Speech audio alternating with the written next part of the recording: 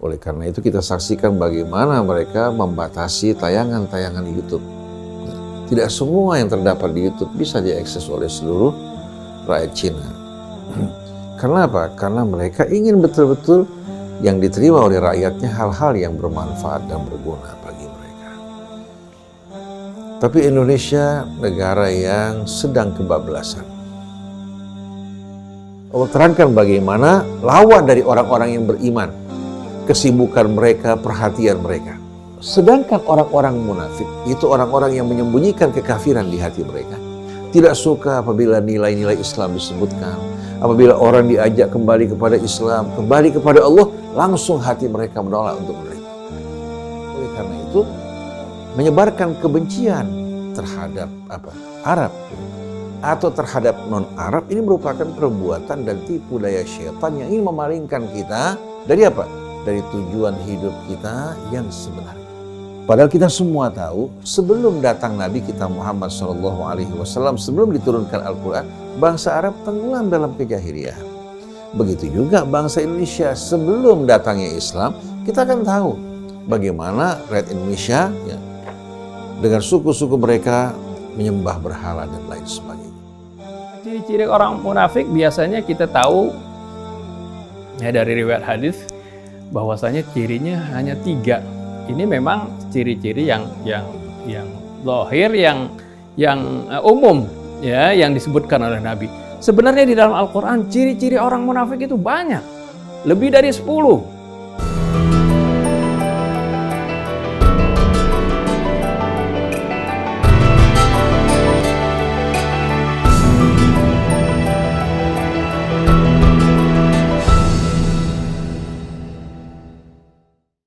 Bismillahirrahmanirrahim. Assalamualaikum warahmatullahi wabarakatuh. Allahumma sholli ala sayyidina Muhammad wa ala ali sayyidina Muhammad. Alhamdulillah kita berjumpa lagi hari ini. Kami sekarang sedang berada di kediaman Ustaz Husain Alatas. Kita akan membahas mengenai isu-isu di medsos ataupun di berbagai media. Orang bicara ini itu, komentar ini itu. Kita akan bicara tentang surat Al-Munafikun. Nanti Ustaz Isa akan memberikan pengantarnya. Alhamdulillah sudah hadir di sini Ustaz Husain Alatas, Ustaz Hamzah Latos, kemudian Ustaz Isa, ada juga Atep dan Hafidh Al-Faresi. Alhamdulillah. Assalamualaikum Ustaz Husain, Ustaz Hamzah. Waalaikumsalam Ustaz Isa sehat ya, kemarin pernah dari Palembang ini ya. Baik, kita mulai acara ini dengan membaca Al-Fatihah. A'udzu billahi minasy syaithanir rajim. Bismillahirrahmanirrahim. Alhamdulillahi rabbil alamin. Ar-Rahmanir Rahim.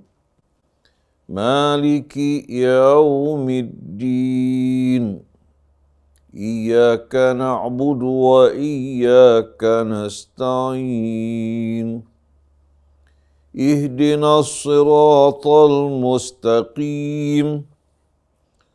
Siratal ladzina an'amta 'alaihim ghairil maghdubi 'alaihim waladdallin.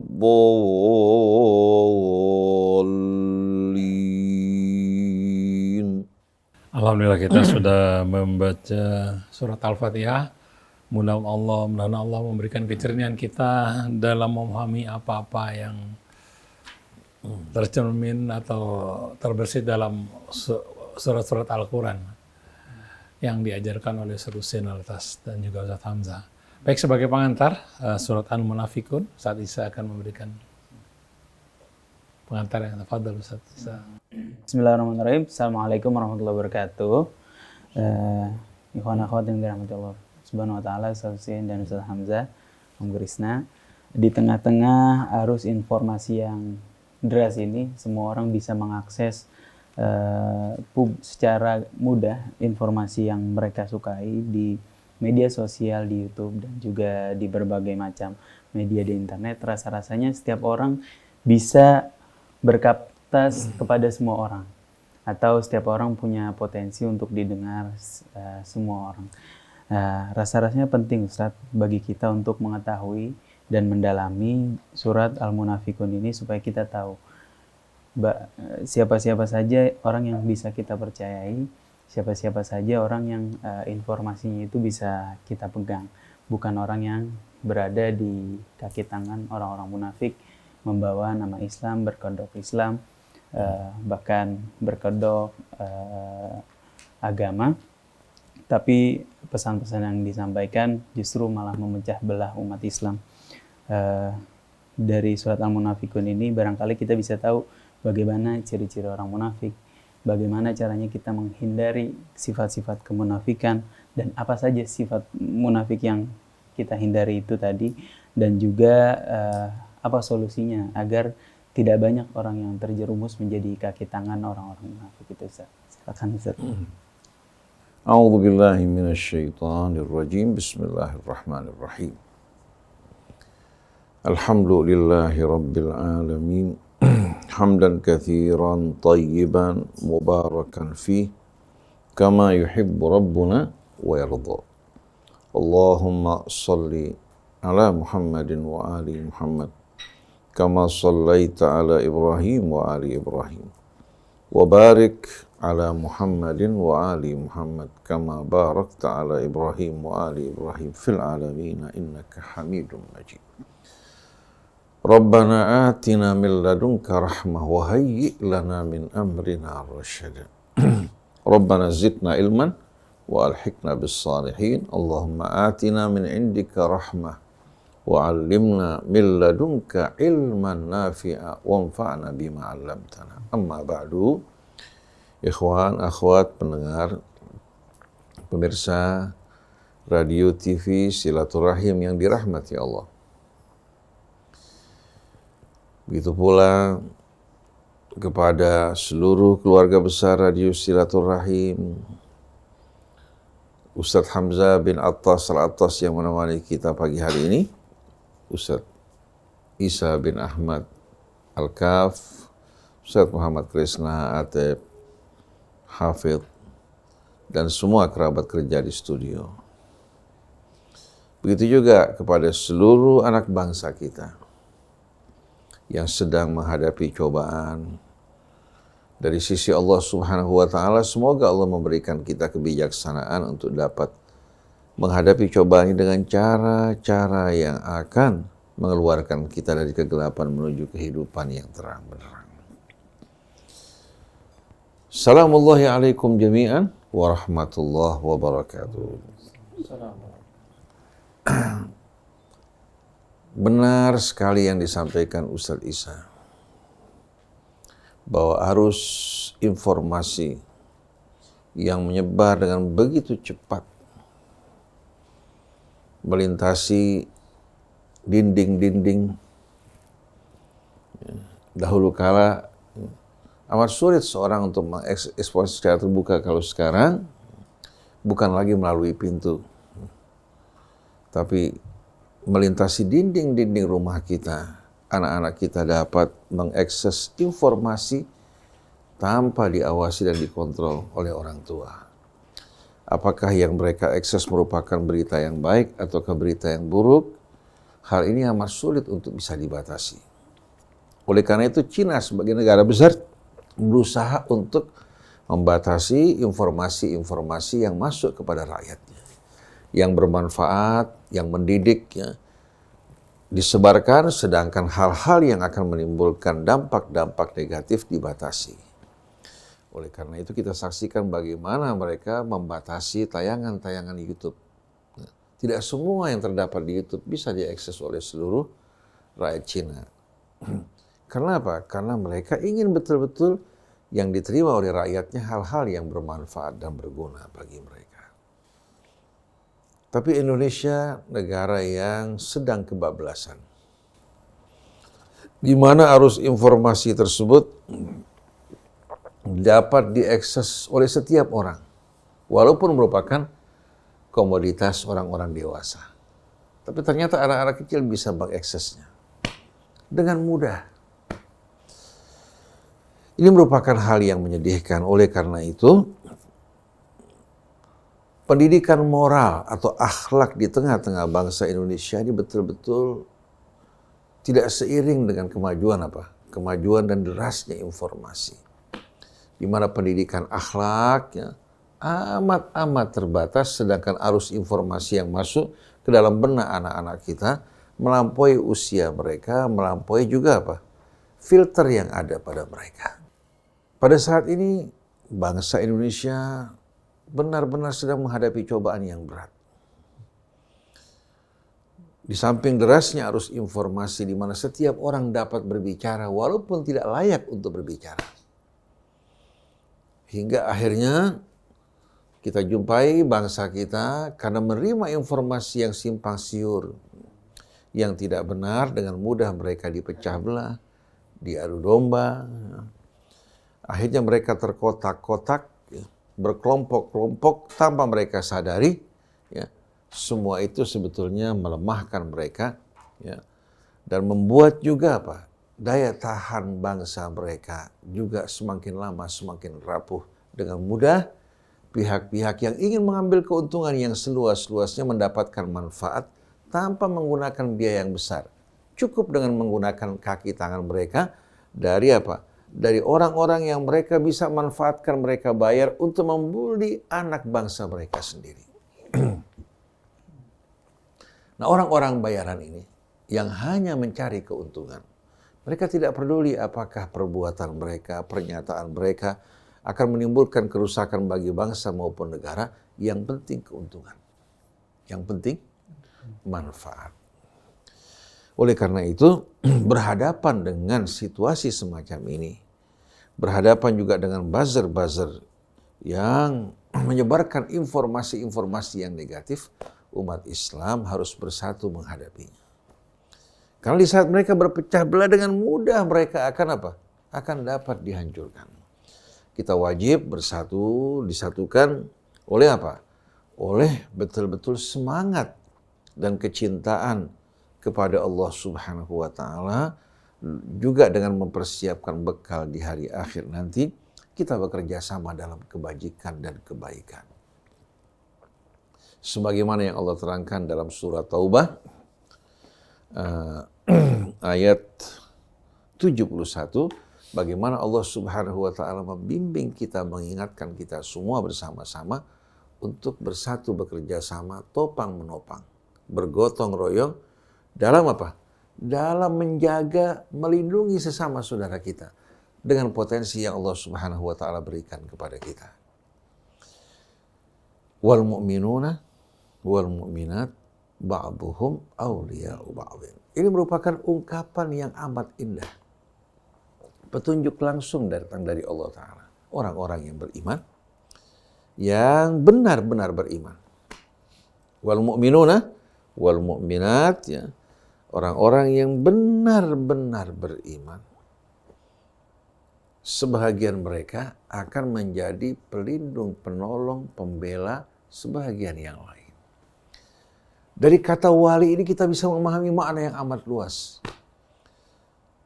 Dari mulai zaman dulu kita kenal yang dinamakan wali kota atau wali murid. Wali murid biasanya orang tua yang mengurus anaknya, yang menjadi penanggung jawab mereka, yang peduli terhadap mereka. Begitu juga status wali kota. Wali kota adalah orang yang bertanggung jawab terhadap kota dan penduduknya, bagaimana dia mengayomi mereka sebagaimana orang tua yang mengayomi mereka. Seorang wali kota melindungi orang-orang yang terdapat dari kota dari berbagai macam ancaman bahaya yang bakal mengancam penduduk kota tersebut. Dan dia berupaya dengan semaksimal kemampuannya untuk memberdayakan anggota masyarakatnya. Yang kuat membantu yang lemah, yang kaya membantu yang miskin, mendistribusikan juga kekayaan kota tersebut dengan penuh keadilan terhadap rakyatnya. Baru layak untuk dikatakan sebagai wali kota. Alladzi yatawalla umurahum wa masalihahum, yang mengurus urusan mereka dan kemaslahatan mereka, serta melindungi mereka dari ancaman-ancaman yang mengancam mereka. Dan kata wali ini bukan hanya baru dikenal dari zaman Rasulullah SAW. Pada zaman sahabat, ya, orang yang ditunjuk untuk memimpin satu kota dikenal dengan wali Kufah, wali Basrah, ya, atau wali katakan Syam. Ya. Jadi mereka yang bertanggung jawab untuk mengurus, menjaga, melindungi kemaslahatan penduduk kota tersebut. Dan dia bertanggung jawab bukan di hadapan orang yang mengangkat mereka saja, tapi tanggung jawab mereka di hadapan Allah Subhanahu wa Ta'ala, karena Allah adalah walinya orang-orang yang beriman. Jadi wal mu'minun wal mu'minat, orang-orang yang beriman yang sebenarnya dan sejati, sebahagian mereka akan menjadi pelindung sebahagian yang lain. Maka dengan sendirinya yang diberikan kekayaan, dia menjadi pelindung orang yang miskin. Yang kuat menjadi pelindung yang lemah. Begitu juga yang diberikan jabatan menjadi pelindung orang-orang yang berada di bawah naungannya. Kalau dia tidak melakukan hal ini, maka dia tidak tercakup dalam golongan orang-orang yang beriman. Berarti dia hidup sendiri, tidak hidup dalam satu kesatuan, ya, bekerja sama, saling menjaga dan melindungi. Dan ini sebetulnya merupakan penyakit yang amat berbahaya yang sedang berlangsung di tengah umat Islam. Baik di negara kita maupun negara yang lain. Di mana mereka hidup sendiri-sendiri, tidak peduli terhadap saudara mereka sebagaimana mereka peduli terhadap diri mereka. Seperti yang dialami pada masa Nabi, pada masa sahabat-sahabat Nabi, bagaimana umat merupakan satu kesatuan. Apabila satu sakit, yang lain merasakan sakitnya. Sebagaimana anggota badan, idza ishtaka minhu udhun tada'alahu sa'irul jasadi bis-sahri wal humma. Kalau satu anggota badan sakit, gigi sebagai contoh. Hal yang sepele kan? Tapi ternyata seluruh badan merasakan sakitnya. Ini yang seharusnya dirasakan oleh masyarakat Islam. Bukan malah tangannya mencolok matanya sendiri. Bukan malah apa? Tangannya melukai anggota badannya. Nah ini yang kita jumpai saat ini di antara umat Islam.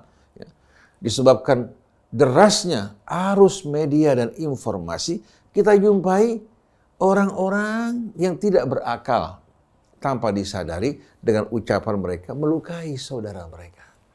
Padahal kalau mereka mengikuti petunjuk Allah dalam suratul Hujurat, bagaimana adab sosial yang Allah ajarkan, yang Allah Subhanahu wa Ta'ala turunkan untuk mengatur kesatuan kita semua, untuk tidak saling mengejek, tidak saling mengumpat, tidak memaki satu sama lain, tidak juga mengintai mencari-cari kesalahan saudaranya, malah di saat dia melihat ditutupi, tidak pula mengumpat. Tapi yang terjadi justru kebalikannya. Kenapa? Karena selama ini Quran telah lama dipisahkan dari umat Islam. Mereka berhubungan dengan tulisan-tulisan karya manusia yang menggantikan kitab Allah sebagai way of life, pedoman hidup yang Allah turunkan yang telah berhasil mengeluarkan umat manusia dari kegelapan menuju kehidupan yang terang berat. Oleh karena itu, mari bersama-sama kita bekerja sama. Jangan kita terperangkap dalam perangkap kelompok dan golongan. Orang Muhammadiyah bersama anggota Muhammadiyah, NU bersama anggota NU, Persis bersama anggota Persis. Ini salah besar. Kita umat Islam yang menyatukan kita. Nama yang Allah berikan untuk kita adalah Islam yang Allah ridhai. Adapun nama-nama lain tidak memiliki sama sekali legalitas di sisi Allah Subhanahu wa Ta'ala. Wal mu'minun wal mu'minat ba'duhum awliya'u ba'din. Apa kerjaan yang mereka lakukan? Aktivitas, kesibukan yang menyibukkan mereka. Ya'muruna bil ma'ruf. Ya'muruna bil ma'ruf. Mereka bersama-sama, bekerja sama, ya, sesuai dengan potensi kemampuan yang mereka miliki, mereka berjuang untuk memperjuangkan yang ma'ruf. Nilai-nilai kebajikan, kemuliaan yang bersifat universal, ya, mereka perjuangkan bersama-sama. Bukan sendiri-sendiri. Nah, dengan potensi yang berbeda-beda yang Allah berikan kepada kita, niscaya apa? Perjuangan ini akan menghasilkan betul-betul hasil-hasil yang besar. Karena apa? Karena kalau kita berjuang sendiri-sendiri atau dalam ranah kelompok dan golongan, niscaya hasilnya tidak akan sebaik hasil dari kerjasama dengan potensi yang masing-masing Allah berikan. Ada yang memiliki pengetahuan, wawasan dalam Al-Quran, ada yang memiliki pengetahuan dalam bidang IT, ada yang punya kemampuan dalam bidang pendidikan menjadi guru, ada yang punya kemampuan untuk apa? Untuk menjadi orang-orang yang bekerja di lapangan. Artinya ada pembagian tugas, ada yang memiliki kemampuan dalam bidang ekonomi. Kalau seandainya semuanya bekerja sama, beban amal yang dipikul dalam kebersamaan akan menjadi ringan. Dan hasilnya juga akan betul-betul hasil, bukan hanya akan membuat kita terkagum-kagum, tapi hasil yang akan membuat bahkan orang-orang di luar Islam akan tercengang, terpesona, menyaksikan bagaimana dalam kebersamaan memperjuangkan yang ma'ruf, membuat akhirnya umat Islam bisa merasakan betul-betul rahmat yang Allah Subhanahu wa Ta'ala janjikan dan cahaya yang menerangi kehidupan mereka. Jadi wal mu'minun wal mu'minat ba'duhum awliya'u ba'din ya'muruna bil ma'ruf wa yanhauna 'anil munkar. Begitu juga menghadapi yang mungkar. Kalau sendiri-sendiri atau katakan dihadapi dengan apa? Dengan kelompok-kelompok yang berbeda-beda tujuannya, niscaya hasilnya akan sia-sia. Bahkan dengan mudah kita dipecah belah di adu domba.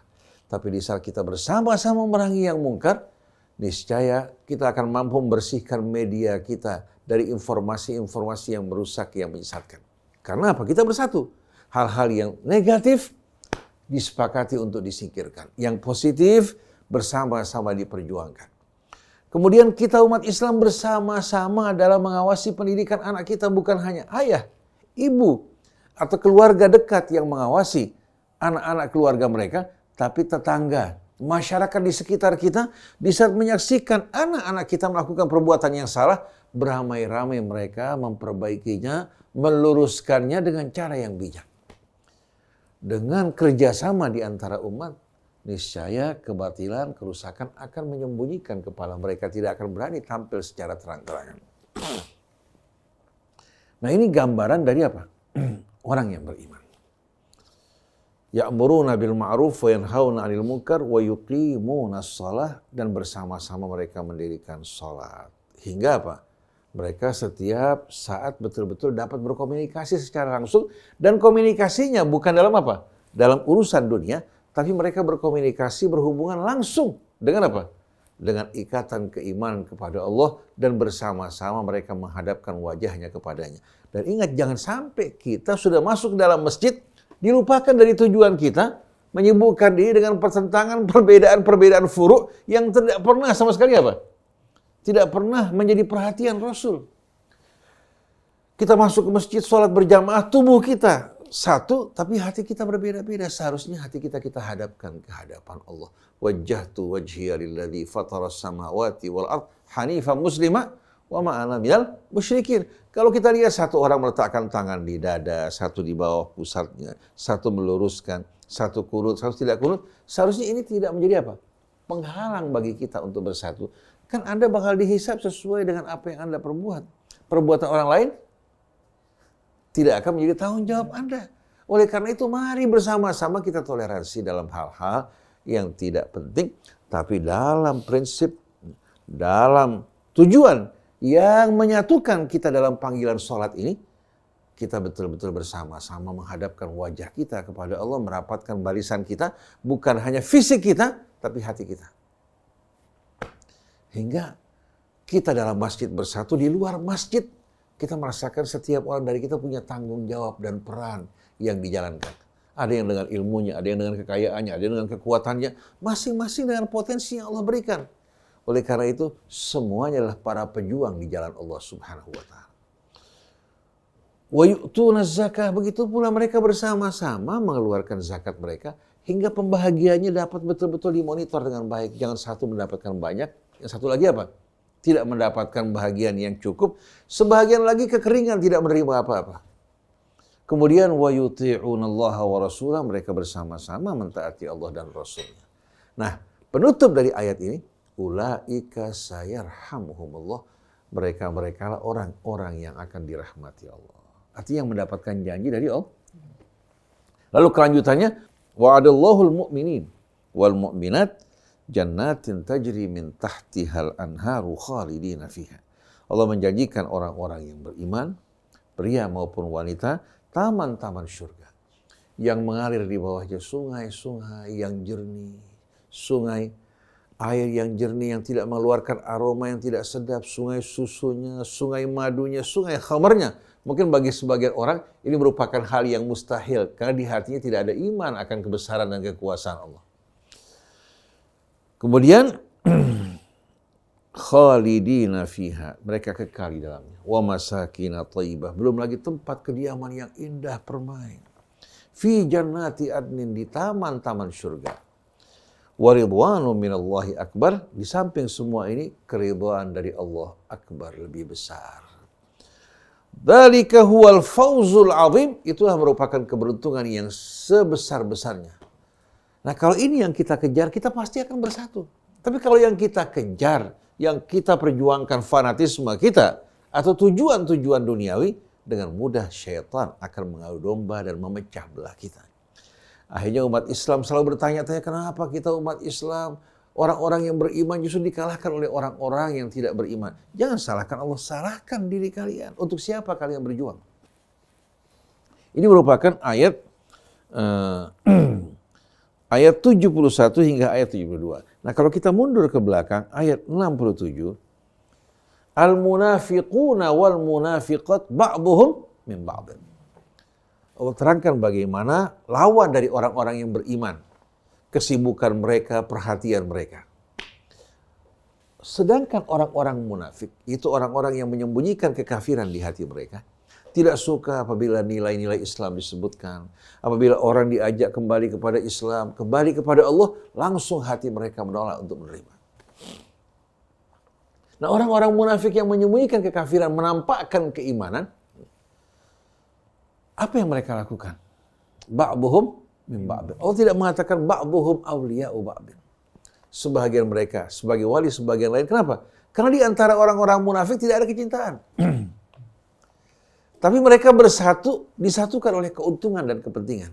Sekarang berkumpul, besok bisa musuh-musuhan. Tapi kalau orang yang beriman, bukan kepentingan keuntungan duniawi yang menyatukan mereka, tapi iman mereka memanggil mereka untuk membela, menolong, melindungi orang-orang yang beriman, semua saudara mereka. Adapun orang-orang munafik, sebahagian mereka ya, dari sebahagian yang lain. Tidak dikatakan auliya ba'd. Kesibukan mereka ya'muruna bil munkar. Mereka kegemarannya mengajak kepada yang mungkar.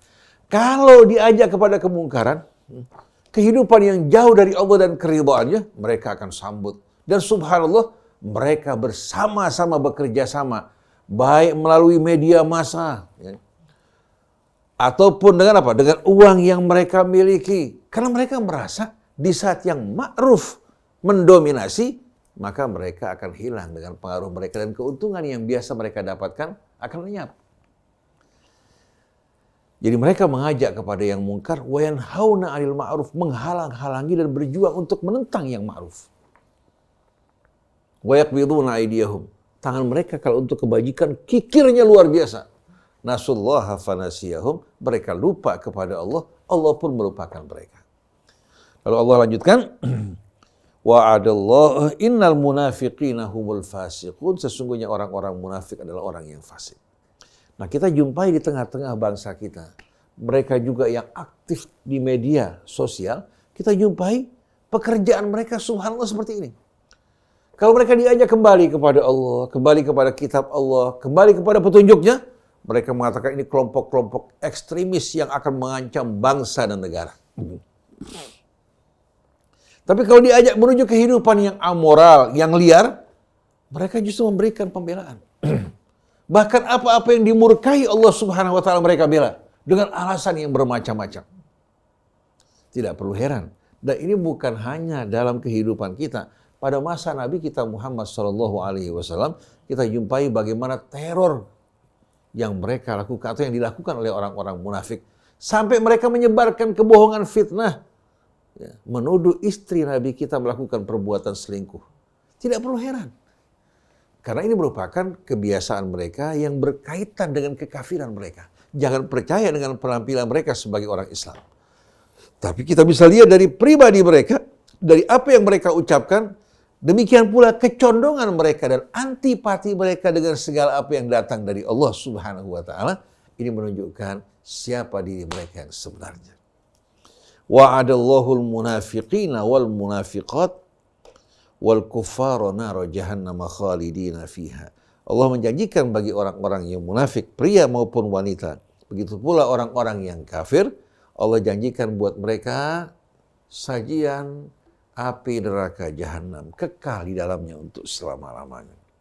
Hiya hasbuhum, dan itulah balasan yang betul-betul cocok setimpal bagi mereka sesuai dengan kejahatan yang mereka lakukan.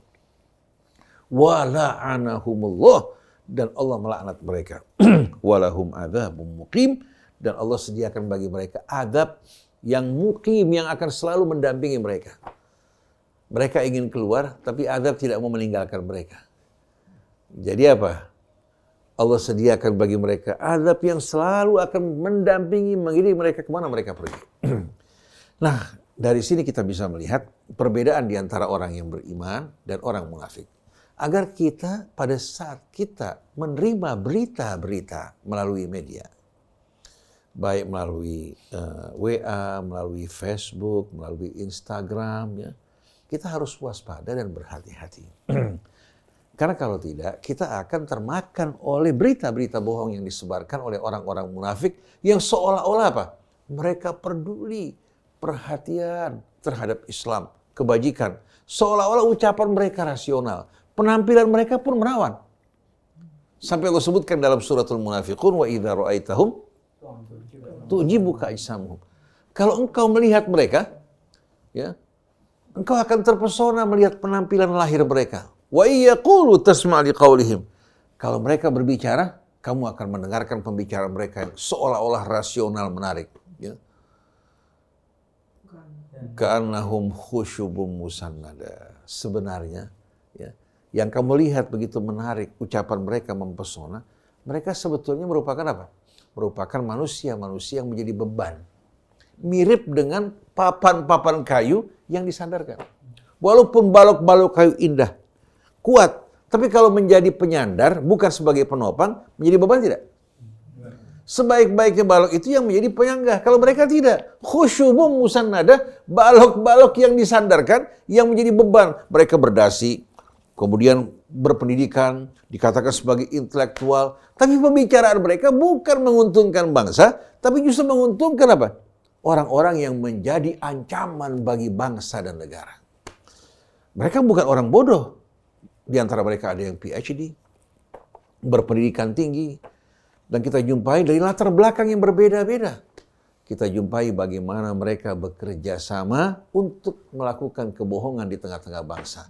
Menyalahkan yang benar, membenarkan yang salah, betul tidak? Kemudian apa? Ka'annahum khusyubun musannadatun yahsabuna kulla sayhatin alaihim. Uniknya, setiap kali mereka mendengarkan teriakan, soal ditujukan pada mereka. Kenapa?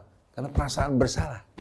Jadi soal kalau ada teriakan, ya, ada terjadi keributan, seolah-olah merupakan keributan yang ditujukan untuk mereka. Seperti orang kalau koruptor, dia tinggal di rumah atau dengar kabar ada polisi sedang apa? Melakukan apa? Penggerebekan. Seolah mereka yang dituju. Betul enggak? Tapi kalau orang yang tidak melakukan perbuatan jahat, dia tidak merasa takut sama sekali. Betul enggak? Seperti orang yang punya mobil, kebetulan SIM-nya habis. SIM-nya, begitu lihat polisi dari jauh, dia beranggapan polisi apa? Akan menangkap dia. Begitu juga orang-orang munafik selalu hidup dalam ketakutan. Oleh karena itu kalau mendengar ada seruan untuk kembali kepada Allah, kembali kepada kitab Allah, kembali kepada petunjuknya, mereka khawatir mereka yang akan terkena hukuman tersebut. Tapi kalau orang baik, orang yang soleh, tidak mungkin sama sekali. Oleh karena itu, musuh dari koruptor adalah kebenaran. Musuh dari antek-antek koruptor, kebenaran. Karena mereka bakal dapat bagian lagi. Betul enggak? Tapi orang-orang yang cinta kebenaran selalu mencintai orang-orang yang berjuang untuk kebenaran dan kebajikan. Nah, di negeri kita ini kalau kita perhatikan sama-sama, berapa banyak ya, mereka-mereka yang berjuang untuk kebenaran. Apa lebih banyak mereka yang melakukan kebohongan. Nah, dengan sendiri tidak perlu heran kalau mereka menentang apa yang datang dari sisi Allah, yang mereka sebarkan kebohongan, fitnah, dan lain sebagainya. Demikian pula adu domba. Seperti yang Belanda dulu lakukan, para imperialis lakukan, dilakukan oleh mereka-mereka dengan tujuan untuk apa? untuk membuat serangan tidak ditujukan pada mereka.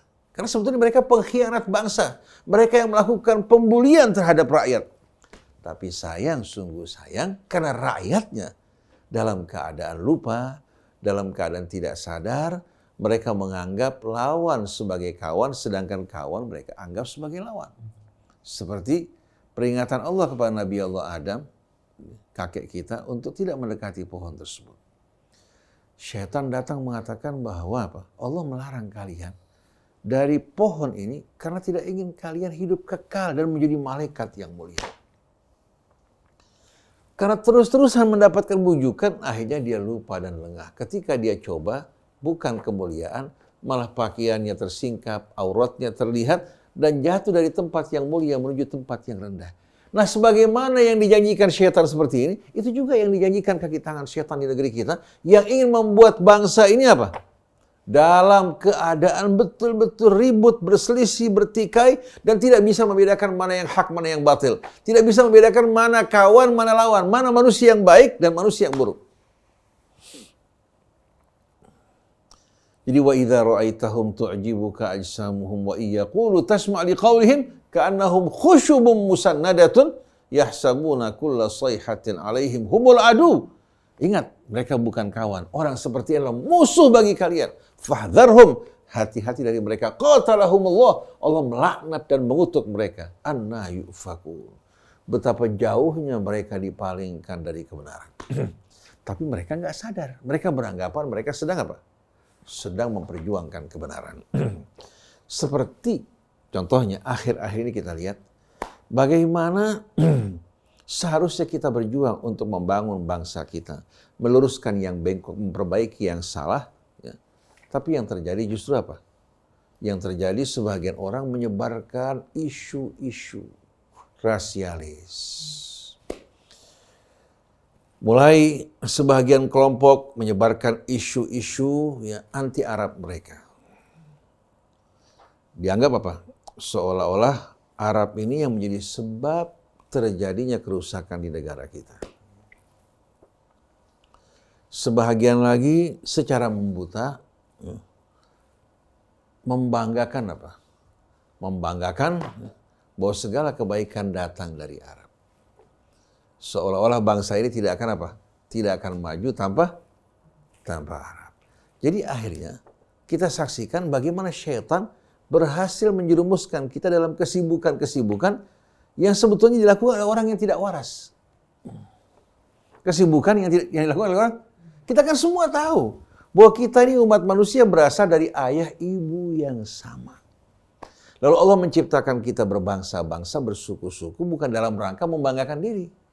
Karena apa? Karena bukan kita yang memilih kita menjadi orang Arab atau menjadi orang Barat atau menjadi orang Timur. Bukan pilihan kita. Ayah ibu kita bukan pilihan kita. Warna kulit kita bukan pilihan kita. Bentuk rupa kita, bangsa kita, suku kita bukan pilihan kita. Semua merupakan pilihan Allah. Dan ini bukan sebagai pertanda mulia dan tidak mulia. Allah ingatkan, ya ayyuhan nas inna khalaqnakum min dzakarin wa untha wa ja'alnakum syu'uban wa qabaila lita'arafu inna akramakum indallahi atqakum. Wahai manusia, sesungguhnya kami telah menciptakan kalian dari pasangan pria dan wanita. Kami jadikan kalian berbangsa-bangsa, bersuku-suku untuk saling mengenal. Dengan saling mengenal dapat membantu kalian bekerja sama, saling meringankan beban kalian. Karena Allah ciptakan manusia dengan potensi yang berbeda-beda. Dengan kerjasama, dalam suasana ta'aruf, saling mengenal sebagai hamba Allah yang diciptakan dari ayah ibu yang sama, akan dapat membantu kalian untuk menjalani apa? Amanat kehidupan dengan sebaik-baiknya. Jadi Allah tidak menjadikan orang Arab lebih mulia dari bangsa Indonesia, atau bangsa Indonesia lebih mulia dari Arab, ya. Tapi Allah Subhanahu wa ta'ala menguji kita dengan apa yang Allah berikan, menguji bangsa Arabnya. Menguji juga apa? Bangsa-bangsa yang lain. Oleh karena itu, menyebarkan kebencian terhadap apa? Arab, ya, atau terhadap non-Arab, ini merupakan perbuatan dan tipu daya syaitan yang ingin memalingkan kita dari apa? Dari tujuan hidup kita yang sebenarnya. Nah, kita dengarkan sebahagian orang mulai mencerca, mencaci maki orang Arab. Disebabkan karena perilaku sebahagian orang-orang Kemudian sebagian orang Arab tersinggung dengan sikap tersebut, mulai mengucapkan kata-kata kalau bukan orang Arab kalian tidak tahu cebok dan lain sebagainya, atau tidak tahu sholat. Padahal kita semua tahu sebelum datang Nabi kita Muhammad SAW, sebelum diturunkan Al-Quran, bangsa Arab tenggelam dalam kejahiliahan. Begitu juga bangsa Indonesia sebelum datangnya Islam, kita akan tahu bagaimana rakyat Indonesia ya, dengan suku-suku mereka menyembah berhala dan lain sebagainya. Itu juga yang dilakukan bangsa Arab sebelum datangnya petunjuk dari Allah Subhanahu wa Ta'ala. Oleh karena itu perlu kita jelaskan bahwa Islam tidak identik dengan perilaku orang-orang Arab. Tidak identik dengan perilaku orang-orang Arab. Tapi perilaku orang Arab yang sejalan dengan Al-Quran, mereka lah orang yang menerima hidayah dari Allah. Perilaku orang-orang Arab yang bertentangan dengan Al-Quran, mereka orang-orang yang jauh dari petunjuk Allah dan hidayahnya. Begitu juga bagi bangsa Indonesia. Cuma perlu kita ingat, Allah Subhanahu wa Ta'ala ini tidak dapat diingkari. Allah Subhanahu wa Ta'ala menurunkan kitabnya di dalam bahasa Arab. Menurunkan kitabnya dalam bahasa Arab. Mengutus Rasulnya Muhammad SAW dari bangsa Arab. Oleh karena itu mau tidak mau, untuk memahami ajaran agama kita harus memahami bahasa Arab. Seperti seorang dari Cina, berusia kurang lebih 7 tahun atau 6 tahun. Dia menguasai bahasa Arab dengan baik. Waktu ditanya, "Maladzi hamalaka ala ta'allumil Arabiyyah?" Apa yang membuat kamu ya, terpanggil untuk mempelajari bahasa Arab? Dia mengatakan, "Li'annani muslim," karena saya seorang anak muslim. Saya ingin tahu agama saya langsung dari bahasa apa? Bahasa asalnya. Jadi Allah memilih bahasa Arab untuk menjadi pengantar agamanya dan kitabnya, memilih Rasulnya SAW dari bangsa Arab. Oleh karena itu, dalam hal ini kita mau tidak mau terikat dengan pengantar bahasa wahyu yang Allah Subhanahu wa Ta'ala turunkan. Tapi bukan berarti orang Arab dengan hal ini punya hak untuk berlaku sombong dan bangga diri. Malah kewajiban mereka 2 kali lipat. Seharusnya mereka yang berada di barisan terdepan dalam menjalankan dan mengikuti petunjuk Allah. Kalau tidak, maka hukuman Allah terhadap mereka berlipat ganda. Oleh karena itu, kita harus pahami bersama-sama bahwa keterikatan kita dengan bahasa Arab bukan disebabkan karena kefanatikan atau bersikap rasialis, sama sekali tidak. Karena sholat pun menggunakan bahasa Arab. Tidak boleh kita mengubah bahasa sholat kita ke dalam bahasa yang lain. Allah memilih bahasa Arab sebagai bahasa kesatuan bagi umat Islam. Hingga semua umat Islam yang dari barat, yang dari timur, yang dari Afrika, yang dari manapun juga, dalam sholat mereka menggunakan bahasa yang sama. Ini bahasa kesatuan di antara kita. Tapi sayang umat Islam, sebahagian mereka dihasut. Kita bisa apa?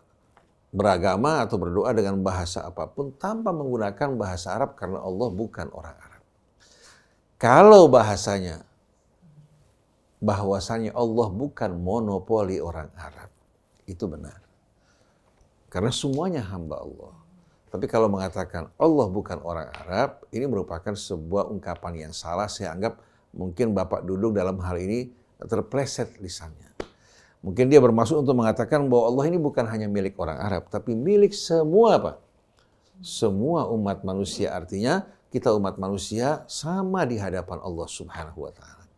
Cuma Allah Subhanahu wa Ta'ala juga menguji bangsa Indonesia untuk betul-betul dalam apa? Dalam menjalankan petunjuk agamanya, mengikuti petunjuk Allah Subhanahu wa Ta'ala. Kalau Allah memilih bahasa Arab sebagai bahasa kitabnya, sholat juga menggunakan bahasa Arab, kemudian juga Al-Qur'annya dalam bahasa Arab, Allah menguji kita bagaimana sikap kita. Jangan seperti orang-orang Yahudi, semenjak Rasulnya dipindahkan dari bangsa Yahudi kepada bangsa Arab, mereka langsung tidak menerima risalah yang datang dari Nabi yang diutus dari bangsa yang lain. Kalau bangsa Indonesia beriman kepada Allah Subhanahu wa Ta'ala, beriman kepada Rasulnya, beriman kepada kitabnya, tanpa ada sedikit pun kesombongan dan keangkuhan di hatinya, mereka bisa lebih mulia dari bangsa Arab itu sendiri. Oleh karena itu saya harapkan jangan kita terpancing oleh buzzer-buzzer yang menerima bayaran untuk mengadu domba atau menumbuhkan kebencian terhadap Arab maupun non-Arab. Semua umat manusia di mata Allah Subhanahu wa Ta'ala sama. Yang termulia adalah mereka yang bertakwa kepada Allah Subhanahu wa Ta'ala. Jadi Kita di sini marilah bersama-sama fokus untuk mengenali tujuan hidup kita, mengenali siapa sahabat-sahabat, kawan-kawan, teman perjuangan kita. Teman perjuangan kita adalah orang-orang yang beriman, apapun latar belakang mereka. Kita mengajak kepada kebajikan bersama-sama, menentang yang mungkar bersama-sama, mendirikan sholat bersama-sama, begitu pula mengeluarkan zakat. Dan ini kalau kita rasakan betul-betul dalam waktu relatif singkat, akan terjadi perubahan dalam kehidupan kita. Dan jangan sekali-kali menggunakan cara-cara yang kasar atau perbuatan teror. Ini semua justru akan membuat agama hilang keindahannya. Kita berdakwah, mengajak orang tanpa ada intimidasi, tanpa ada ancaman, tapi dengan cara-cara yang penuh hikmah. Kalau mereka tidak menerima, umumkan di tengah-tengah mereka bahwa kami adalah orang-orang yang berserah diri kepada Allah Subhanahu wa Ta'ala. Sebetulnya kita akan membaca suratul Munafiqun, tapi karena pagi ini kita bersama Ustaz Hamzah dalam satu dialog, kita ingin betul-betul untuk fokus ya, bagaimana kita menyikapi berita-berita, isu-isu disebabkan derasnya arus informasi, bagaimana kita menyikapinya dan apa yang harus kita lakukan. Ini yang penting menjadi perhatian kita semua. Kalau Hamzah. Bismillahirrahmanirrahim. Alhamdulillahirabbil alamin. Allahumma shalli wa sallim ala sayyidina Muhammadin wa ala ali sayyidina Muhammad. Alhamdulillah ya. Telah diterangkan begitu panjang lebar oleh Ustaz Husin tentang masalah yang sangat penting buat kita, terutama sekali di saat ini, di saat begitu banyaknya informasi yang berdatangan, begitu hiruk pikuknya keadaan saat ini yang banyak membuat orang menjadi bingung. Terutama sekali ketika menerima berita. Padahal Allah Subhanahu wa Ta'ala, seperti yang tadi juga sudah dibacakan, sudah mengingatkan kepada kita, ya ayyuhalladzina amanu in ja'akum fasiqum binaba'in fatabayyanu an tusibu qauman bijahalatin fatusbihu ala ma fa'altum nadimin. Wahai orang-orang yang beriman, kalau datang kepada kalian seorang fasik. Seorang fasik ya, artinya orang yang menyimpang dari tuntunan agama Islam ya. Atau lebih jelasnya lagi kita ambil terjemahan langsung dari Al-Qur'an. Siapa itu fasik, orang-orang yang fasik itu? Allah sebutkan al-fasiqun innal munafiqina humul fasiqun.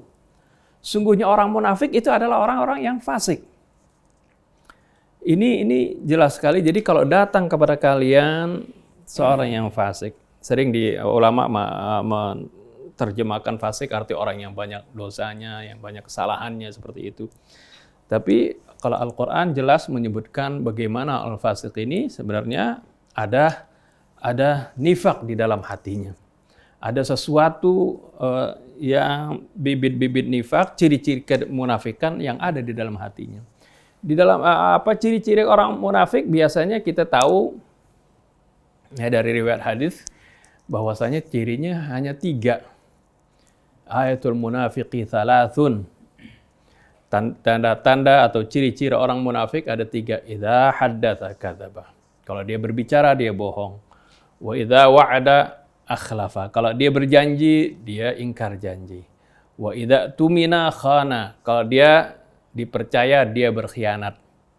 Ini kata ciri-ciri orang munafik. Ini memang ciri-ciri yang zahir, yang umum, ya, yang disebutkan oleh Nabi. Sebenarnya di dalam Al-Quran ciri-ciri orang munafik itu banyak, lebih dari 10. Ya. Ciri-ciri orang munafik, di antaranya yang tadi, yang disebutkan, ya, bagaimana mereka itu mudah sekali menyampaikan berita-berita yang bohong tadi. Ya. Juga ciri-ciri mereka, ya, takut, bagaimana takutnya kalau dibacakan ayat-ayat Quran, karena mereka itu orang-orang yang disifati ya, seperti husyubum musannadah. Orang yang nggak punya pendirian, ya, mudzabdzabina baina dzalika la ilaha ula wa la ilaha ula. Nggak punya prinsip. Kayak tadi papan yang disenderkan, ya, dia itu menjadi beban bagi orang lain, dan juga dia yang tidak mengakar. Tidak seperti pohonan yang kokoh yang memiliki akar yang ciri seorang mukmin. Kalau orang munafik enggak, kayak balok atau papan yang disandarkan. Jadi enggak punya pendirian yang kuat, yang kokoh. Ya. Oleh karena itu, ketika ada ayat-ayat Quran yang berbicara tentang kebenaran, mereka pasti takut. Mereka enggak mau kembali kepada Al-Quran. Nah, ini ciri-ciri orang munafik ini hendaknya kita fahami. Ya, mereka itu menampakkan kepada kita seperti ya layaknya seorang muslim. Bagaimana di dalam surah Al-Munafiqun disebutkan, "Idza ja'akal munafiquna qalu nashhadu annaka la rasulullah." Kalau datang kepada engkau orang-orang munafik, mereka mengatakan, kami bersaksi bahwa engkau adalah utusan Allah. Jadi, secara zahir mereka mengucapkan syahadat. Ya. Tapi wallahu ya'lamu innaka la rasuluhu wallahu yashhadu innal munafiqina lakadzibun. Tapi Allah tahu engkau ini rasulnya, Allah tahu. Tapi Allah Subhanahu wa taala bersaksi bahwasanya orang-orang munafik itu bohong, dusta. Ya, sholat nggak mereka? Kadang-kadang sholat, ya. Tapi kalau sholat ini malas-malesan, berat. Wa idza qamu ila sholati qamu kusala, ya, yura'unan nas. Jadi ya, mereka itu kalau sholat malas-malesan. Kalaupun ada event nih mesti kelihatan saya sholat nih, wah lagi acara nih, pakai pakaian rapi sholat, yura'unan nas, supaya dia dilihat, dipuji orang, dia orang muslim seperti itu. Ini ciri-ciri hal ini banyak sekali disebutkan dalam Al-Quran. Ya, mengejek orang-orang yang beriman, yang bersedekah sedikit diejek. Ya, katanya Allah kaya. Innallaha ghaniyun. Ya, Allah nggak butuh kepada sedekah mereka. Kalau orang bersedekah banyak, dia riya tuh. Ya, artinya selalu seperti itu. Ini ciri-ciri banyak sekali disebutkan dalam Al-Quran. Dan ini kita menerangkan hal ini, dan Allah terangkan ini supaya kita tidak terjerumus. Sampai-sampai dikatakan bagaimana karena banyaknya ciri-ciri kemunafikan ini, ya, sampai Rasulullah SAW dikatakan, Allah katakan kepada Rasulnya, memang Rasulullah SAW sebagian tahu, ya, di antara orang-orang munafik yang menonjol pentolan mereka seperti Abdullah bin Ubay bin Salul, ya, jelas-jelasan seperti itu. Tapi banyak di antara mereka yang munafik, ya, di Madinah Allah katakan la ta'lamuhum, yang kamu nggak tahu mereka, tapi nahnu na'lamuhum, kami tahu siapa mereka. Ini karena banyaknya ciri-ciri orang munafik ini, ya, oleh karena itu dalam Al-Quran dijelaskan, dan ini sangat penting bagi kita untuk kita memahami hal ini agar bukan supaya kita, ya, misalnya nuduh, kamu ini munafik. Enggak. Kita nggak boleh menjudge seorang seperti itu sembarangan. Ya, tapi ya paling tidak kita akan menghindar dari orang-orang kayak begini. Jangan sembarangan dengerin omongannya. Kita harus saring terlebih dahulu seperti yang Allah Subhanahu wa taala sebutkan dalam surah Al-Hujurat, "In ja'akum fasiqun binaba'in fatabayyanu." Ya. Hendaklah apabila kalian datang kepada kalian seorang yang fasik, siapa itu fasik? Yaitu tadi, ya, orang munafik. Ya, tabayun dulu, jangan ditelan aja, ya. Sebab nanti dampaknya akan buruk kalau kita akhirnya baik untuk diri kita atau untuk orang lain, ya, dosanya sangat besar. Ini juga dicontohkan dalam surah An-Nur, bagaimana seperti tadi udah disinggung Ustaz Husin, bagaimana sampai istri Nabi dituduh, ya, melakukan perbuatan yang tidak senonoh. Ya, itu dalam surah An-Nur disebutkan. Tapi di sana juga disebutkan bagaimana ciri seorang yang beriman, orang yang berakhlak mulia, ya, orang yang memiliki akhlak, kalau mendengar berita-berita yang bohong, ya, mereka mengatakan apa? Laula idh sami'tumuhu dhannal mu'minuna wal mu'minatu bi anfusihim khaira wa qalu hadza ifkum mubin.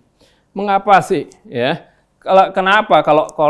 kenapa sih orang-orang mukmin tidak mau bersangka baik terhadap orang-orang yang beriman? Ya. Kita kalau ada orang yang fasik yang membawa berita bohong terhadap orang yang beriman, ya hendaklah dia yang awal didahului kan harus husnudzon. Jadi kenapa orang-orang mukminin yang maupun mukminat ketika mendengar berita-berita tersebut, kenapa dia nggak bersangka baik dulu? Dan mereka mengatakan hadza ifkum mubin. Ini sebagai benteng. Jadi awalnya jangan langsung terima.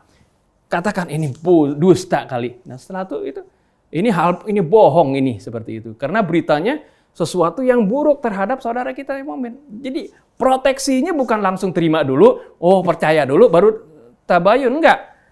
Gap dulu. Kita harus bentengi diri kita dulu, jangan terima ini. Langsung kita katakan ini berita bohong. Ini kemungkinan ini berita bohong. Setelah itu kita tabayun seperti itu. Inilah yang diajarkan oleh Allah Subhanahu wa taala. Wa qalu hadza ifkum mubin. Kemudian dikatakan lagi laula ja'u alaihi bi arba'ati syuhada.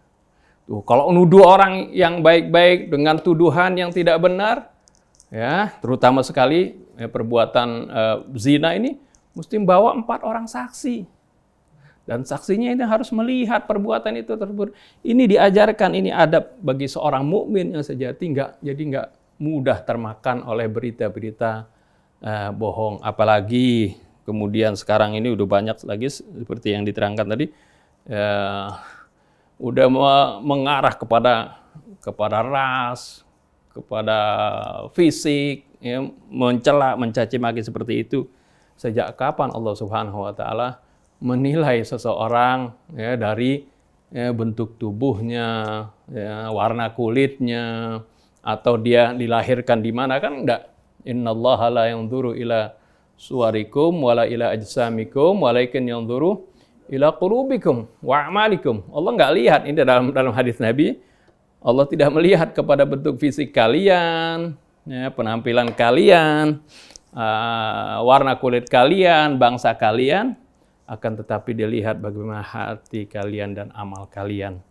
Nah ini sangat-sangat penting ya materi ini, karena ya, kita saat ini mengalami begitu banyak sekali arus informasi yang membuat bingung. Tapi kalau orang yang senantiasa dekat dengan Al-Quran akan bisa memilah-milah mana yang baik, mana yang buruk, akan terbimbing. Karena Allah sudah janji Al-Quran ini sebagai huda linnas wa bayyinatin minal huda wal furqan.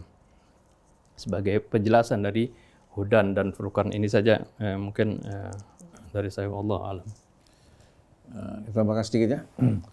Tadi Ustaz Hamzah panjang lebar menjelaskan kepada kita semua berita-berita bohong yang disebarkan oleh orang-orang munafik. Nah, untuk menghindari diri kita dari perangai-perangai tersebut agar tidak tergolong dalam orang-orang munafik, seharusnya kita berhati-hati dalam menerima berita, begitu pun dalam menyampaikannya. Nah, sekarang ini kita jumpai bagaimana dengan mudah orang begitu menerima berita, langsung mereka melakukan broadcast ulang. Akhirnya apa? Berita tersebut yang tadinya berada pada ranah yang terbatas menyebar dengan begitu pesat, dan subhanallah saling sambut menyambut dalam menyebarkan tanpa mereka melakukan seleksi terlebih dahulu. Oleh karena itu Allah gambarkan dalam surah An-Nur, ya, kelanjutan dari yang Ustaz Hamzah tadi sampaikan, bagaimana kebiasaan orang-orang munafik ini yang tanpa mereka sadari menimbulkan sebetulnya kerugian dan ancaman serta petaka. Ibtalaqawnahu bi'alsinatikum wa taquluna bi'afwahikum ma laysa lakum bihi wa tahsabunahu hayyinan wa huwa indallahi 'azim. Ketika kalian menyambut ibtalaqawnahu bi'alsinatikum, menyambut dengan lidah kalian. Seharusnya kan berita datang, direnungkan, difikirkan, kemudian dibuktikan. Baru setelah itu dia menyebarkan atau membantah. Jangan sampai menimbulkan kerusakan. Karena Allah berikan kita lisan bukan untuk berusaha. Berikan kita telinga untuk mendengarkan kebaikan. Itu merupakan hak yang Allah amanatkan pada lisan maupun telinga kita. Jadi ketika kalian menyambut dengan lisan kalian, kemudian langsung lagi wattaquluna bi afwahikum ma laisa lakum bihi ilmun. Kalian sampaikan dengan mulut kalian yang kalian tidak memiliki sama sekali ilmu mengenai kebenarannya. Bahkan terkadang yang benar nggak semuanya harus disampaikan. Betul nggak? Contohnya ada seorang bicara mengenai kejelekan saudara kita. Apakah berarti kita harus sampaikan ucapannya? Maka seharusnya kita ingatkan ini orang untuk berhenti dari ucapannya dan sampaikan yang baik buat fulan supaya mereka bisa rukun kembali. Maka dalam satu hadis disebutkan kafa bil mar'i itsman an tuhadditsan nas bikulli ma ta'lam. Sungguh cukup seorang melakukan perbuatan dosa, dia mengucapkan semua yang dia tahu. Jadi Allah gambarkan bagaimana kalian sambut dengan mulut kalian, dengan lidah kalian, kalian sebarkan dengan mulut kalian yang kalian sama sekali tidak tahu. Padahal Allah mengatakan wala taqfu ma laisa laka bihi ilmun. Jangan ikuti sesuatu tanpa dasar ilmu. Innas sam'a wal basara wal fuada kullu ulaika kana anhu mas'ula. Karena baik pendengaran demikian pula penglihatan kamu. Begitu pula kalbu kamu kelak akan diminta pertanggungjawabannya oleh Allah. Oleh karena itu, kalau kita dengar dari orang bukan melihat sendiri, mendengarkan langsung, ya, jangan kita dengan gampang menyebarkan. Bahkan melihat saja belum tentu apa? Melihat saja belum tentu apa? Belum tentu seperti yang kita lihat. Contohnya jangan jauh-jauh. Ketika Sayyidah Maryam membawa anaknya, kaumnya tanpa bertanya, langsung menuduh, ya ukhta Harun, maka anak abuki imra'a sau'in, wa makanat ummuki baghiyah. Mestinya mereka tanya dulu, wahai Maryam, ini anak yang kamu dapatkan? Dari mana kamu dapatkan? Apalagi mereka tahu Maryam seorang wanita salihah yang menjaga kesuciannya. Seharusnya mereka bertanya bukan langsung mengatakan laqad ji'ti syai'an fariya. Kamu telah melakukan perbuatan yang penuh dengan apa? Dengan nista dan kebohongan. Maryam tidak menjawab karena dia tahu dia tidak akan mampu membela dirinya. Fa asyarat ilaih. Dia menunjuk pada anaknya. Mereka mengatakan qalu kaifa nukallimu man kana fil mahdi sabiyya. Qala inni Abdullah atani alkitab. Oleh karena itu sebelum kita memvonis, kita harus berikan kesempatan bagi pihak lain untuk membela, menerangkan dirinya. Itu yang harus kita lakukan. Jadi kita harus memberikan takwil yang baik, kecuali kalau memang terbukti berdasarkan bukti yang kuat, dia melakukan seperti yang nampak di hadapan kita. Oleh karena itu kita ingat Sayyidah Rasulullah SAW berjalan bersama Sayyidah Safiyah di malam hari. Lalu berlalu di hadapan sahabat. Rasulullah langsung katakan, ala rislikum, berhenti kalian. Kalian perhatikan ini istri saya Safiyah. Dia bilang, ma'adallah an nadhunna bika su'an ya Rasulullah. Masa kita akan menuduh kamu dengan tuduhan tidak patut? Dia bilang, saya takut syaitan masuk ke dalam hati kalian. Jadi bagaimana Rasul menjaga dirinya padahal dia Rasul yang begitu mulia dan agung. Oleh karena itu jangan kita tempatkan diri kita ya di tempat yang menimbulkan kecurigaan. Contohnya, kita beri di halte bus, kebetulan di belakangnya tempat pelacuran. Walaupun kita nggak dari sana, tapi orang beranggapan apa? Betul nggak? Ya. Jadi usahakan menghindar dari hal-hal yang menimbulkan kecurigaan, sedangkan orang juga di saat melihat sesuatu jangan langsung mendahulukan prasangka buruk. Dulu di Genggong tuh kalau ada halte bis, suruh lewat. Ada rumah dekat situ, kalau dia berhenti Genggong, wah dituduh mau masuk sana. Harusnya kalau sebelumnya tuh liwat. Betul. Kan begitu zaman dulu kan oplet. Begitu buat Genggong, orang nggak yang berhenti malu. Karena tempat maksiat. Jadi mereka sebelumnya berhenti atau dari jauh. Nah ini sebetulnya memang merupakan bimbingan petunjuk dari Rasul. Jangan kamu letakkan diri kamu fi madinatis su. Nah kembali kepada apa yang ayat sebutkan tadi. Ya, bagaimana dengan mudah orang menggunakan lidahnya, mulutnya menyebarkan berita tanpa mereka saring lebih dulu. Padahal mereka akan ditanya. Apa yang mereka ucapkan bakal ditanya. Allah berfirman dalam Quran apa? Yauma yab'atsuhumullahu jami'an fayunabbi'uhum bima amilu ahsahullahu wa nasu wallahu ala kulli syai'in syahid. Ketika Allah bangkitkan mereka semuanya, Allah akan beritahukan tentang apa yang mereka perbuat. Mereka sudah lupa yang mereka ucapkan, Padahal semua tercatat dalam kitab Allah Subhanahu wa Ta'ala. Kenapa kita harus mengisi lembaran kitab kita dengan perbuatan-perbuatan yang akan merugikan kita? Apalagi menyangkut kehormatan orang lain. Apalagi ucapan yang menimbulkan fitnah seperti isu ras, membenturkan antara Arab dengan non-Arab, hingga membuat kita lupa bahwa kita ini manusia yang berasal dari ayah ibu yang sama, yang sedang menjalankan amanat yang besar. Wa tahsabunahu hayyinan wa huwa indallahi 'azim. Kamu menganggap ini hal kecil, padahal di sisi Allah merupakan dosa yang amat besar.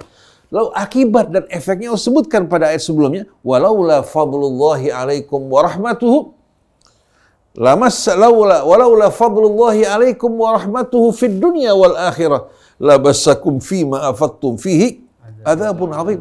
Kalau bukan karena rahmat Allah dan karunia-Nya atas kalian di dunia maupun di akhirat, dengan apa yang kalian sebarkan itu, kalian akan terkena azab yang amat dahsyat. Apa kita ingin bangsa Indonesia kita hancur porak-poranda? Menjadi bangsa yang rapuh, ikatannya terlepas, kebencian, permusuhan menggantikan? Berarti ini merupakan jalan mengarahkan kita ke arah bencana petaka seperti yang terjadi di Suriah dan di mana-mana tempat. Oleh karena itu, kalau kita cinta pada bangsa kita, negara kita, jaga kesatuannya, kebersihannya, demikian pula moral dan akhlaknya. Bukan setiap orang bicara, mencerca sana, mencaci sana, memaki sana, apalagi yang difasilitasi apa? Difasilitasi oleh orang-orang yang kita anggap berakal, atau oleh pemerintah. Berarti ini merupakan bunuh diri secara tidak langsung, tapi bukan hanya membunuh diri, tapi jelas-jelasnya menjerumuskan bangsa ke dalam kebinasaan. Sebagaimana firman Allah, alam tara ilal ladzina baddalu ni'matallahi kufran wa ahallu qaumahum darul bawar. Apakah kamu tidak melihat kepada mereka-mereka yang menukar nikmat Allah yang begitu indah, damai, sejahtera, penuh dengan karunia Allah, mereka gantikan dengan keingkaran, akhirnya mereka tempatkan kaum mereka di lembah kebinasaan dan kehancuran. Jahannam yaslaunaha wa bi'sal qarar, api neraka jahanam yang mereka akan masuki, dan sebagai tempat-tempat kediaman yang seburuk-buruknya. Oleh karena itu, mari bersama-sama kita menjaga lisan kita. Lisan kita sekarang bukan hanya sebatas yang berapa senti ini. Sekarang ada perpanjangan bagi lisan kita, WA, Facebook, Instagram, betul nggak? Menggunakan jari kan? Oleh karena itu saya paling tidak suka membaca WA kebanyakan. Dalam grup dan lain sebagainya saya jarang membaca WA. Apalagi membrokesnya, kecuali kalau kata-kata yang baik, yang membawa ke arah persatuan, kerukunan, saya sebarkan. Kalau enggak, ngapain? Bikin susah di sini. Betul nggak? Wa man kana yu'min billahi wal yawmil akhir falyaqul khairan. Orang yang beriman kepada Allah dan hari akhir, hendaknya dia berkata baik atau diam. Tapi sayang, sungguh sayang, kita memperhatikan bagaimana isu yang berkembang melalui media sosial kita ini, isu yang bisa merusak persatuan kita, menumbuhkan kebencian di hati kita, yang seharusnya tidak dilakukan oleh orang-orang yang beriman.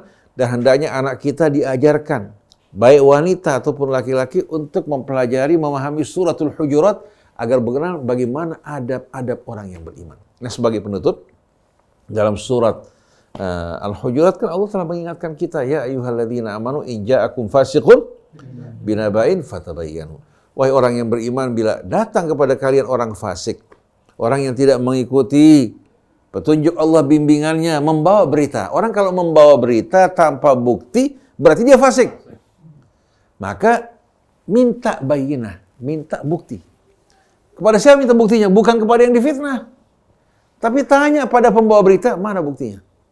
Bukan kalau ada orang memfitnah seseorang, kita datangi yang difitnah, betul katanya, kamu berbuat seperti ini, seperti yang fulan kamu, itu nggak benar namanya. Tapi yang harus membawa berita, yang membawa bukti, yang menyampaikan berita. Mana buktinya? Kalau tidak, kamu pendusta. Saya teringat satu orang, sudah tua, umurnya kurang lebih 90 tahun. Satu orang membawa berita sama dia, si fulan istrinya berselingkuh, marah besar ini orang. Langsung mengatakan, ente punya bukti? Tidak ada kata orang. Diusir dari rumahnya. Diusir dari rumahnya. Kenapa? Karena ini omongan, bisa benar, bisa salah. Ya. Tapi di saat dia tidak membawa bukti, berarti kan menyebarkan berita bohong di tengah-tengah kita, yang bisa menimbulkan kecurigaan pada orang, ya, yang seharusnya terjaga kehormatannya. Kita wajib menjaga kehormatan saudara kita sebagaimana kita menjaga kehormatan kita. menjaga keselamatan saudara kita, sebagaimana kita menjaga keselamatan diri kita. Oleh karena itu kita ingin mereka-mereka yang terlibat dalam pertarungan politik atau yang menjadi buzzer bagi kelompok tertentu, tolong jangan kalian teruskan apa yang kalian perbuat akan menjerumuskan bangsa menuju kehancuran. Kalau buat saya, terang-terangan para politisi tidak ada satupun dari mereka yang bisa kita apa? Kita bisa pegang. Tidak ada persahabatan sejati di kalangan politisi. Sekarang kawan, besok bisa menjadi lawan. Dan apa yang mereka ucapkan mirip dengan orang main crumble. Mirip dengan orang main crumble. Oleh karena itu, kebanyakan dari mereka adalah orang-orang munafik. Kebanyakan dari mereka, orang-orang yang munafik ingin memanfaatkan agama atau cara apapun demi kesuksesan mereka. Nah, kita tidak ingin terlibat dalam hal-hal seperti ini. Kita menyampaikan risalah Allah, amanat Allah untuk umat Islam di Indonesia. Apapun latar belakang mereka, jangan sekali-kali terpancing oleh berita-berita bohong. Kalau perlu, lebih aman bagi kalian untuk tidak menyebarkan berita apapun, kecuali kata-kata yang baik, yang akan menyelamatkan kita di dunia maupun di akhirat, yang menumbuhkan cinta, yang menghilangkan kebencian dan permusuhan. Subhanakallahumma wa bihamdik, asyhadu an la ilaha illa anta, astaghfiruka wa atubu ilaik. Alhamdulillah, terima kasih satu Ustaz Hamzah. Banyak sekali nasihat yang kita dapat hari ini ya. Mudah-mudahan kita terhindar dari sifat-sifat munafik. Baik, terima kasih semuanya. Ustaz Isa, terima kasih. Kita akan jumpa lagi pekan depan. Saya Muhammad Krishna, Hafiz, kemudian Atep. Mohon pamit.